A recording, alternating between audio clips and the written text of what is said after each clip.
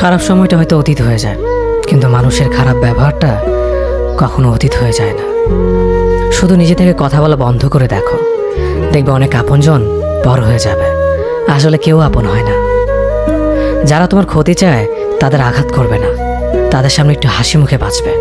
দেখবে তুমি আঘাত করলে যা কষ্ট পেত, ওরা তার থেকেও বেশি কষ্ট পাবে।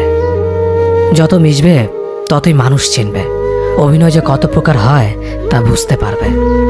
সবাইকে তোমার সত্যতা জানানোর দরকার নেই, যে যা ভাবে তা নিয়ে সমালোচনা করতে দাও। বেঈমান মানুষগুলো কখনো অপরিচিত মানুষ হয় না, খুব কাছের মানুষগুলোই বেঈমান হয়। মানুষ চেনা শুরু করলে এমনিতেই বন্ধুর সংখ্যা কমে যাবে, এটাই বাস্তব।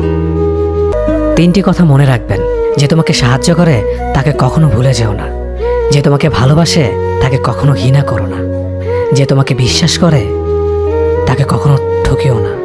ধোঁকা একজনেই দেয়, কিন্তু বিশ্বাস সবার উপর থেকে উঠে যায়।